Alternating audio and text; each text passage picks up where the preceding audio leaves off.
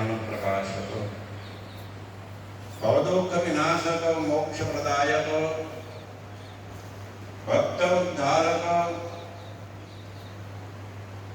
ब्रह्मलीन सद्गुरु परमात्मा परम पवित्र चरण कमलों में कोटि कोटि वंदन। उपस्थित धर्मपरायण भाइयों, भक्तिमती माताओं और बहनों, परम कृपाळु परमात्मानी महती अनुकंपाथी आ भव्य भारत देशनी अंदर देवोने पण दुर्लभ 84 लाख जन्म में सर्वश्रेष्ठ मानव जन्म छे कि आपने प्राप्त थयो छे। श्रेष्ठ मानव जीवन अंदर सारा श्रेष्ठ कर्म करवा जोईए कि जीवात्मा ने कोई प्रकार दुखो न आवे, अंतकरण की शुद्धि थाय। आ श्रेष्ठ मानव जीवन अंदर श्रेष्ठ श्री कृष्ण भगवान ने भक्ति करवी जोईए कि भक्ति थी मन पण स्थिर थाय अने भगवान ना परम धाम नी प्राप्ति थाय, मोक्ष मळे। आ श्रेष्ठ मानव जीवन नी अंदर श्रेष्ठ आत्मा परमात्मा नु ज्ञान मेळवવું જોઈએ કે પછી કઈ મેળવવાનું જ ન રહે। આત્મા એ બ્રહ્મરૂપ થઈ જાય, જીવ છે શિવરૂપ થઈ જાય। આત્મા પરમાત્માના એક્ય જ્ઞાન દ્વારા ભયની નિવૃત્તિ થાય છે। જ્યાં સુધી દ્વૈત જ્ઞાન હોય ત્યાં સુધી જીવનની અંદર ભય આવતા રહે। જેમ કોઈ નાના નાના રાજા હોય તો બીજા રાજાની બીક લાગે કે ક્યારે ચડાઈ કરશે અને મને હરવી દેશે અથવા મારી નાખશે, મારું સર્વસ્વ લઈ લેશે। પણ એક ચક્રવર્તી સમ્રાટ રાજા હોય તો એને કોઈ ભય જ ન રહે। એવી જ રીતે આપણે આપણા જીવનની અંદર चक्रवर्ती सम्राटना राजाना पण महाराजा जे एवा परमात्माना पदने प्राप्त करी लईए तो कोई प्रकारनो भय रहतो नथी। अने ए पदने मेळववा माटे आ मानव जन्म भगवाने आपणे आप्यो छे। ए पदने मेळववा माटे भगवान वेदव्यासजीए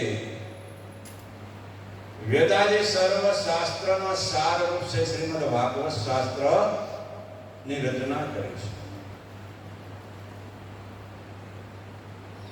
જેવી રીતે દૂધનો સાર ઘી છે, ફૂલનો સાર અત્તર છે, એવી જ રીતે આ સર્વ શાસ્ત્રનો નિચોડ સાર શ્રીમદ્ ભાગવત શાસ્ત્ર છે। શ્રીમદ્ ભાગવત શાસ્ત્ર એક તમે સારી રીતે એનો સાર રૂપે સાંભળી લો, જીવનમાં ઉતારી લો તો પછી બીજા શાસ્ત્ર સાંભળવાના રહેતા નથી કે બધું પ્રાપ્ત થઈ જાય છે। શ્રીમદ્ ભાગવત શાસ્ત્ર જે શ્રવણ કરે છે એના જીવનની અંદર अनेक जन्मना पापो छे, बधाय पापो पड़ी जाय छे। जम खेतरनी अंदर मोटा मोटा कांटाना कचराना ढगला होय अने एमां आग लगावी दो तो बधोय कचरो साफ थई जाय, कांटा साफ थई जाय, खेतर एकदम एवी ज रीते आपणा जीवननी अंदर अनेक प्रकारना पाप रूपी कचरो जो छे एने बाळवा माटे के छे ज्ञान रूपी अग्नि छे सर्वश्रेष्ठ छे। गीताने अंदर भगवाने कह्युं ज्ञानाग्नि कर्माणि भस्मसात् कुरुतेर्जुनः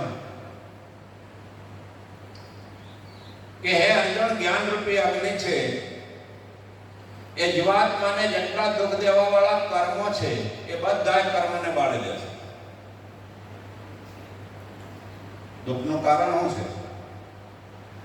પાપ રૂપી કર્મ। જો પાપ રૂપી કર્મ બળી જાય તો દુઃખ આવે જ નહીં. એટલે અહીંયા કહે છે જ્ઞાનાગ્નિ કર્માણી ભસ્મસાત કુરુતે અર્જુન, કે જ્ઞાન રૂપી અગ્નિ આપણા જીવનની અંદર હોવી જોઈએ. કયો જ્ઞાન? તો પોતાના સ્વરૂપનું જ્ઞાન, આત્માનું જ્ઞાન. આપણને દેહનું જ્ઞાન છે, હું પુરુષ છું, હું સ્ત્રી છું, હું બળવાન છું, હું કમજોર છું. જેટલા શરીરના ધર્મો છે એની સાથે આપણને તાદાત્મ્ય સંબંધ થઈ ગયો. શરીરની અંદર તાવ આવે તો કે મને તાવ આવ્યો, માથું દુખે તો મને માથું દુખે, પેટમાં દુખે તો મને પેટમાં દુખે.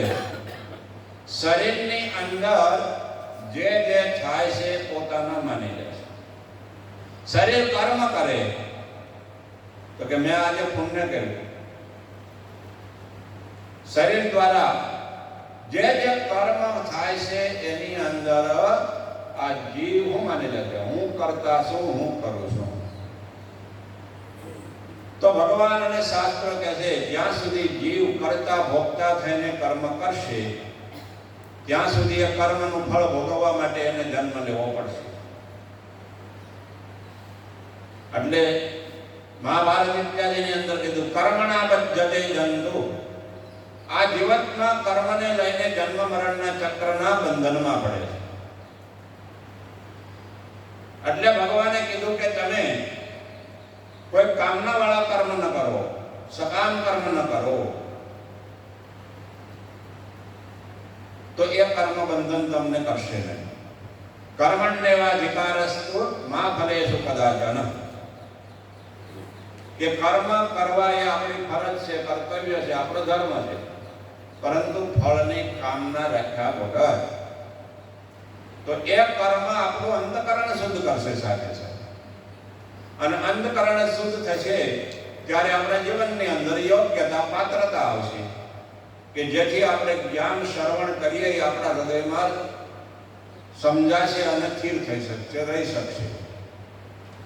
જ્યાં સુધી યોગ્યતા, પાત્રતા નહીં આવે ત્યાં સુધી ગમે એટલા આપણે શાસ્ત્ર સાંભળીએ, ગમે એટલી કથા સાંભળીએ, ગમે એટલા સત્સંગ શ્રવણ કરીએ, પરંતુ યોગ્યતા ન હોય તો ન જ રહે. જેમ તમે બધા સવારે ચા પીતા હોય તો સાંજે તપેલીની અંદર કે ગમે પાત્રની અંદર દૂધ રાખો તો એ પાત્ર કેવું હોવું જોઈએ? છાશવાળું કે દહીંવાળું? કોઈ ખટાશ ન હોય, છાશવાળું કે દહીંવાળું ન હોય, ચોખ્ખું હોય તો દહીં એ મતલબ નહીં થાય, મતલબ દૂધ ખરાબ નહીં થાય. ચોખ્ખા પાત્રની અંદર જેવું દૂધ છે એવું ને એવું રહેશે. એવી જ રીતે આપણું અંતકરણ જો ચોખ્ખું હશે, શુદ્ધ હશે, તો જ આપણા જીવનની અંદર જ્ઞાન રહેશે.